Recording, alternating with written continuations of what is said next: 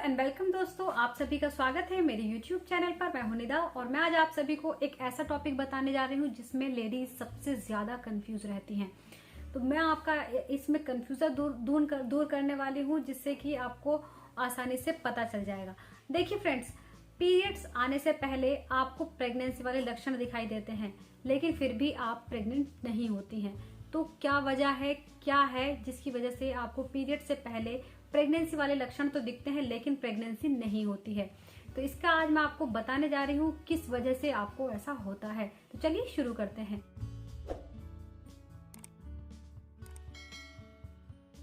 देखिए फ्रेंड्स, अगर कोई लेडी कंसीव करना चाहती है तो उसको बहुत जल्दी जानने की इच्छा होती है कि उसने कंसीव किया है या नहीं किया है।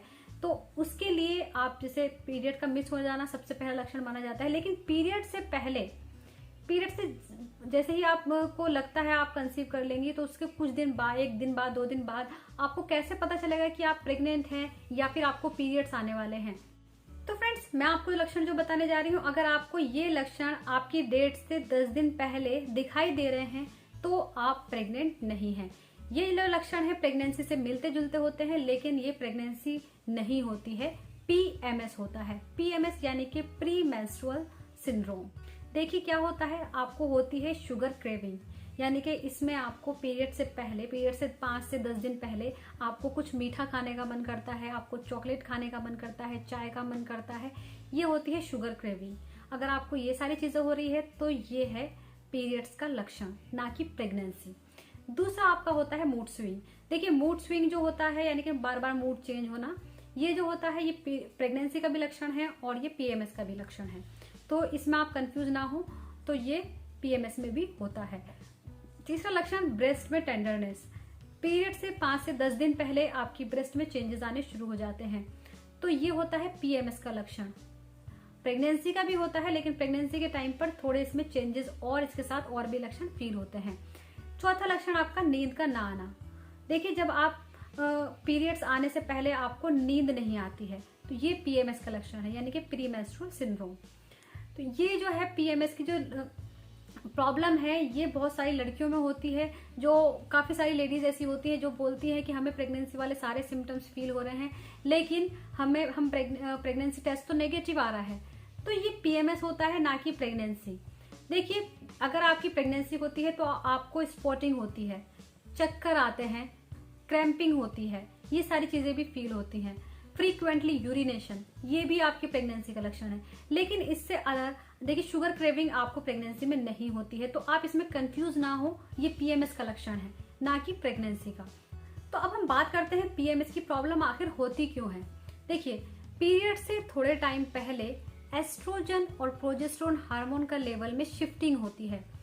इस शिफ्टिंग की वजह से जो क्या होता है, सर्टेन जो होता है उसकी वजह से आपका एस्ट्रोजन और प्रोजेस्टेरोन के लेवल में फ्लक्चुएशन हो जाता है, जिसकी वजह से आप बहुत ज्यादा लो फील करते हैं, आप बहुत ज्यादा डिप्रेस्ड फील करते हैं, आपको नींद नहीं आती है।